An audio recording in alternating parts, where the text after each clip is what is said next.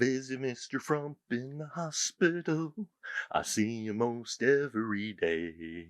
Oh, hello, everyone. Welcome to the final cut. And you knew this was coming. I'm a Weird Al fan. You know I'm a Weird Al fan if you follow on my social media. And so it is finally here, and we are talking about Weird, the Al Yankovic story, telling us of a child who is plagued with creativity, where he comes up with lyrics to songs already made, but his parents don't like that. His dad wants him to work down at the factory, and his mom, well, she tries to be supportive. He gets his self on a squeeze box, yes, an accordion, and he secretly learns how to play it. And then after being at a polka party he snuck out to, he finds out that, yeah, he's got some talent and people really enjoy his stuff, but his father doesn't. So he finally leaves home and meets up with a group of college friends, and they end up getting together and recording one of his songs, which gets played on the radio, and we watch how this young man, Al Yankovic, rises to fame and falls just as quickly when he ends up getting together with Madonna, who wants that Weird Al Yankovic bump.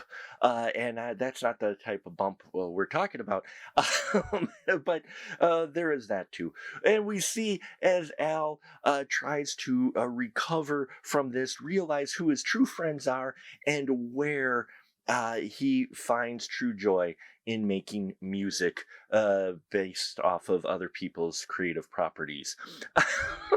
This film is not going to be for everyone, but if you're a Weird Al fan, the majority of you out there are going to just have a blast with it. I know a few fans of Weird Al out there who didn't care for this film. Maybe they were looking for a more serious biopic. If maybe they were looking for a little more, solid story of some sort. But for me, this was perfect. This was hilarious. My family and I sat and watched it, and I was laughing so much, not just because of the cameos, but all the little inside Easter eggs they toss in here. If you know Weird Al, know his history, and know his music. Now, Daniel Radcliffe gets to play Weird Al, which is an unusual choice, but at the same time, I loved his role in here. You forget that he's Daniel Radcliffe. He really immersed himself into the character of Weird Al in this film, who definitely, not very reflective of the real Weird Al, but it was fun for him to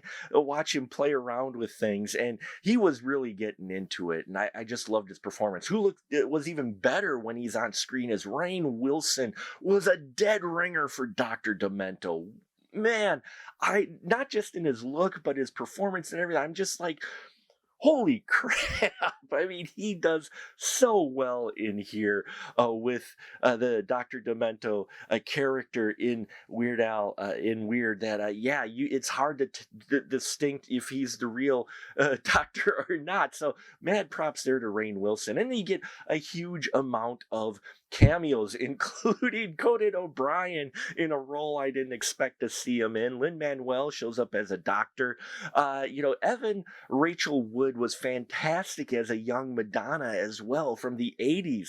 I loved her performance. She really played it up, and it makes me wonder what the real Madonna might think of her portrayal. Now, obviously, things are blown out of proportion, and it's based off of the Funny or Die fake trailer they made many years ago. So, you know what you're getting here, folks, going into it. You're going to have some outrageousness going on that might be a little too outrageous for some. But for folks like me, I had a blast. It was pure escapism. It's pure ridiculousness.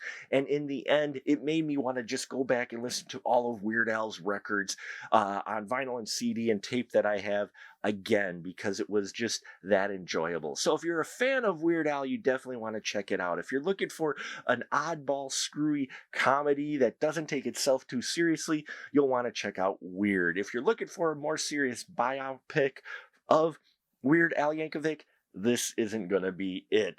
I don't remember the drug cartel being involved at any point. But thank you so much for watching. Please check out our Patreon if you haven't already. Subscribe, like, bells and whistles, and down here. And look for the spoiler room now on Anchor FM as well. I appreciate the support. And until next time, remember, as always, keep that ticket stub.